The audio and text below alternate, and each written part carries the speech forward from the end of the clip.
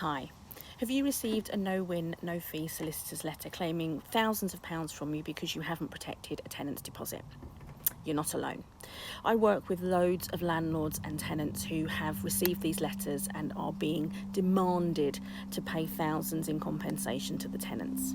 Now, the first thing to understand is these no-win, no-fee solicitors rarely get the facts right.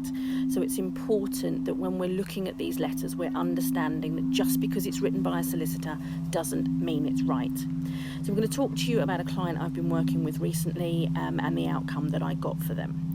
So this particular claim was for £8,931 and it was for a number of breaches of non-protection of the deposit.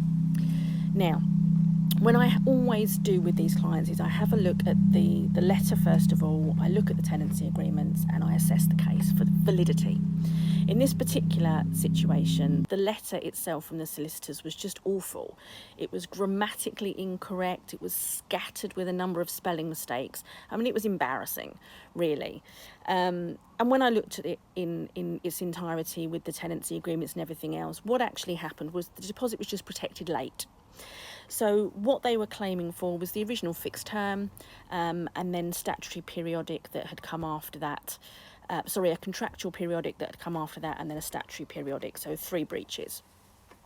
Now, obviously, a contractual periodic isn't a new tenancy in the eyes of the law, so we disputed that. And a statutory periodic can't be created on the back of a contractual periodic because they both run month by month thereafter. So neither ends without somebody physically filing notice on the other. So we got it down to 1 breach, and it was the breach was that the deposit was protected late. So this original claim, like I say, was for £8,931.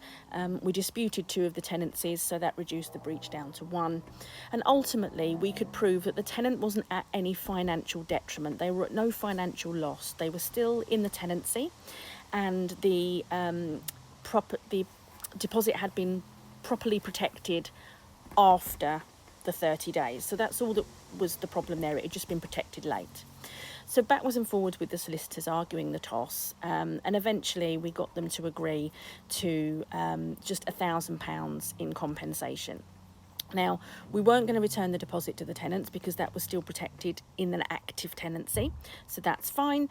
And realistically, what we were looking at then is just this 1 breach and compensation or a penalty for this. So we went from £8,931, which obviously for anybody is a lot of money to have to fork out.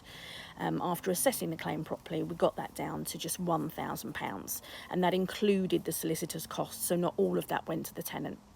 So it's important to remember, if you get one of these letters, please contact me as soon as you can, because I will make sure, first of all, the claim is legitimate, and secondly, you're only paying what you should genuinely pay in the eyes of the law and not what the solicitors decide you are entitled or should be paying their client, because remember, a lot of it is going to be their fees. So do get in touch. A link will be at the bottom of this video.